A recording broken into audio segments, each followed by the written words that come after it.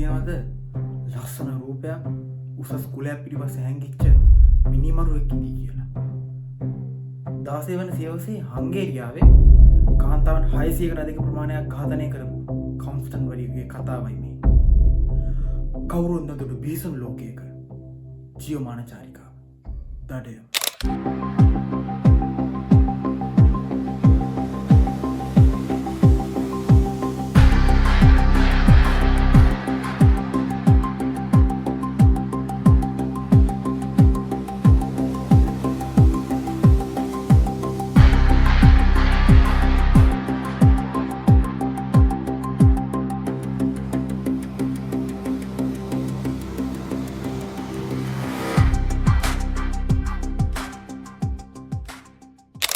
දඩයම අලුත්ම කතාංගයට ඔයාලව ආයුබෝවන් කියලා පිළිගන්නවා. අද අපි කතා කරන්න යන්නේ 16 වෙනි සියවසේ හංගේරියාවේ හිටපු එක්තරා ආණ්ඩුකාරවරයෙක්ගේ බිරිඳක් ගැනයි. මෙයා තමන්ගේ රූපය ගැන ගොඩාක් විදියට හිතපු කෙනෙක්. තමන්ගේ රූපය දිගටම තියාගන්න උත්සාහ කරපු කෙනෙක්. කවුද මේ? එලිසබෙත් බාතෝර්. එලිසබෙත් බාතෝර් කියන්නේ මම කලින් කිව්වා වගේම ආණ්ඩුකාරවරයෙක්ගේ බිරිඳක්. මෙයා තමන්ගේ ලස්සන රැක් ගන්න ඕනම දෙයක් කරන්න කැමති වෙච්ච කෙනෙක්. දවසක් මෙයාගේ සේවිකාවත් එක්ක ඉද්දි මෙන්න මේ වගේ සිද්ධියක් වෙනවා.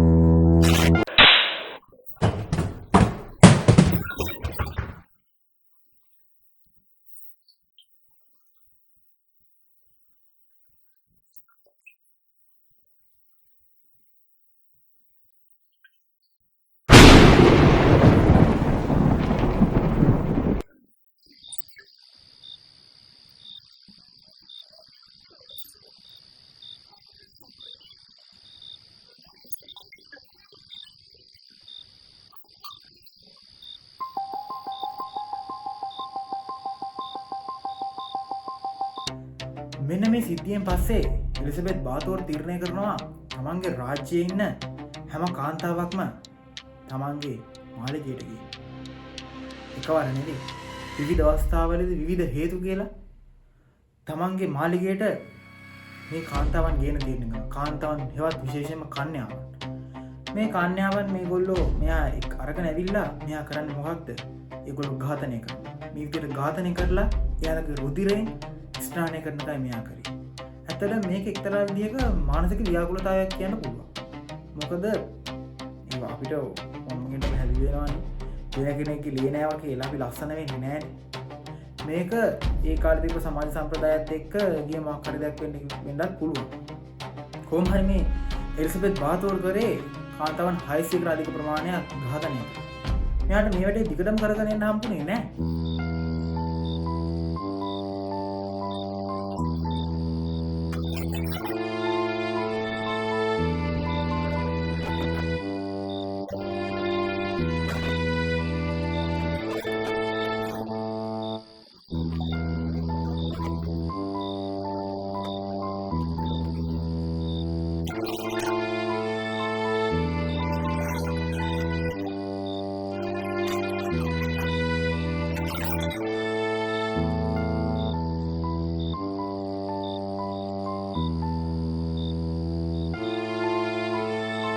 ඔය වගේ කතා බහක් මෙයාගේ සේවකයෙක් මෙයා ගිහින් මේ විදිහට මෙයාගේ මේ අධික ලේ ස්නානය කිරීමේ ආශාව හින්දා මෙයා වටිනට කොටු වෙනවා. මොකක්ද වෙන්නේ?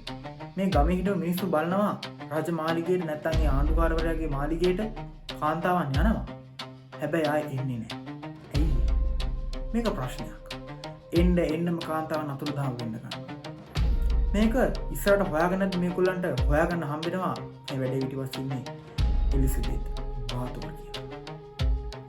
මේ එලිසබෙත් බාතෝර් මේ දේ පස්සේ ඉන්නවා කියන එක දැනගෙන ආණ්ඩුකාරවරයාට පැමිණිලි කරනවා.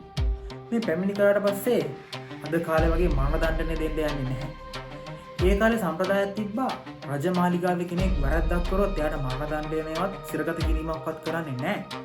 රජ මාලිගාව ඇතුළට දාලා අර අපේ කොරෝනා කාලේ වුණා වගේ ලොක්ඩවුන් එකක් කරා. ජීවිත කාලෙක. ඒ කියන්නේ පිටත සමාජයත් එක්ක සම්බන්ධතාවයක් තියන්න කිසිම අවස්ථාවක් නැහැ. එයාව තනි කරම එක්තරා කූඩුවකට දාලා තනි කරලා තියෙනවා. මේක තමයි කළේ.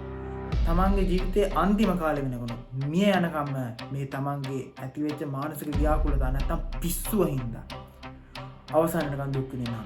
හැබැයි මම හිතන විදිහට ඒ කාලෙදිවත් ඒ මියගිය කාන්තාවන් 600 දෙනාටම වෙන්න ඕන සාධාරණ වෙලා නැහැ. එහෙනම් අදට කවුරුන් බිහිසුණු